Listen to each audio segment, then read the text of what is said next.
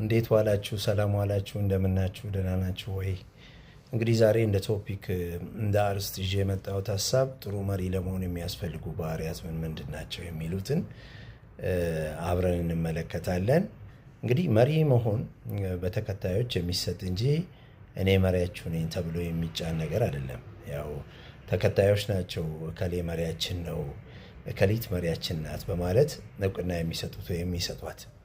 መሪነት በምርጫ ውጤት የሚገኝም አይደለም። በምርጫ ሊቀመንበር ወይ ፕሬዚዳንት መሆን ይቻላል፣ ነገር ግን መሪ መሆን አይቻልም።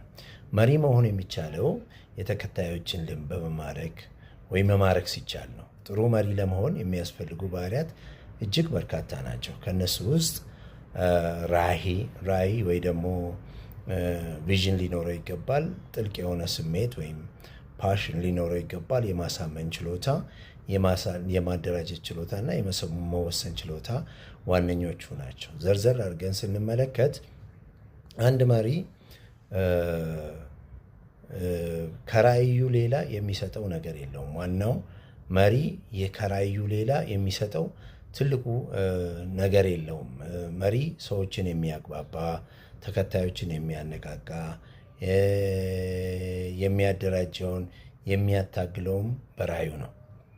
አብረን ከቆም ጠንክረን ከታገልን እዚያ መልካም ስፍራ መድረስ እንችላለን የሚል ሀሳብ አለው።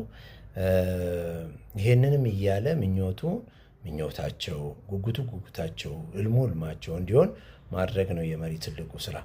ለዚህም ነው ታላቅ መሪ ባለ ራዕይ ቪዥነሪ መሆን ይኖርበታል የሚባለው። ራዕይ የሌለው መሪ ብቁ መሪ አይደለም። ግልጽ ላልሆነ ግብ እንኳንስ ሌሎች ሰዎች የገዛ ራሱን ማነቃቃት አይችልም። ግልጽ የሆነ ራዕይ፣ ዓላማና ግብ መኖር የጥሩ መሪ የመጀመሪያው እና ትልቁ መለያ ነው።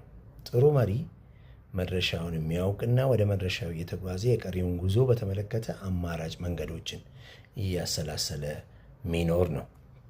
እንግዲህ ሌላው ደግሞ ትልቅ ስሜት ፓሽን ሊኖረው ይገባል ነው። ጥሩ መሪ ለዓላማው፣ ለድርጅቱ ተከታዮች፣ ለኦርጋናይዜሽኑ ተከታዮች ፎሎወርስ እና ለድርጅቱ ደንቦችና መመሪያዎች ከፍተኛ ፍቅርና አክብሮት ያለው ሰው ሊሆን ይገባል ነው።